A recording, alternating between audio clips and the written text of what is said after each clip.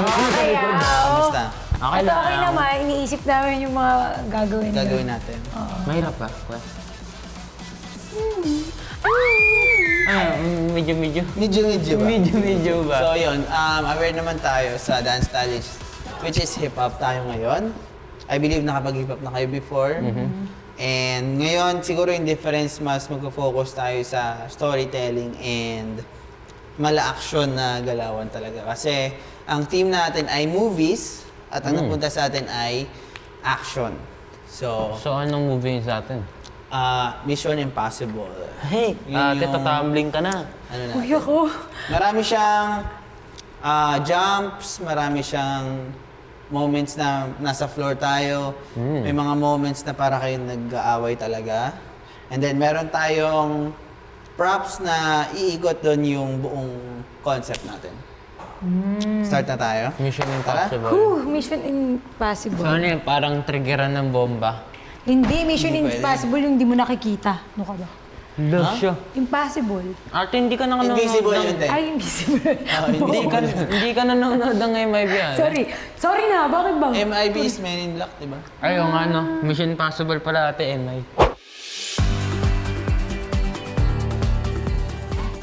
Okay na, game na. Ready na. So, start tayo ng... Busog ko lang to. Okay. Sabayin lang ako ng arms ng N1 and 2.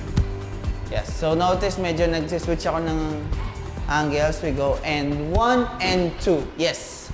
Tapos yung arms natin dapat buhay na buhay. N1 and 2. Tapos yung paa natin, N1 and 2. Yes, parang running man lang. 5, 6, 7, 8, and 1, and 2. Baba mo siya dapat. And 2, and 3. And 1, parang mali ako. Tama. Magkasunod po kasi. And 3, and 4. Okay, cut. 5, 6, 7, 8, and 1, and 2, and 3, And 3, and 4. and 4. So, makaganto ka ate, dapat buhay din yung elbows mo. Dapat nakaganyan siya. Relax mo lang yung shoulders. 5, 6, 7, 8, and 1, and 2, and 3, and 4. Tapos naka-down tayo dito. 4. Total stop to. Tapos magka-clap lang ako ng 5. 5. Pero dapat meron akong round the jump. Boom. Yes, kasabay. 5, 6, 7, and boom. Good. So, kailangan ko lang ng effect na boom, boom, bam, bam, bam, stop, boom. Yes. So, from here, tapusin ko lang yung count. 6. Yung 6 natin may parang boom. May wobble effect siya. 6. Tapos sa 7, 8, kailangan ko lang ng malaking galaw. 7, 8. Yes, parang what? Yan. Tapos medyo boom, boom. Gumagano'n dapat. Yan. Tapos kamay, pataas, pataas.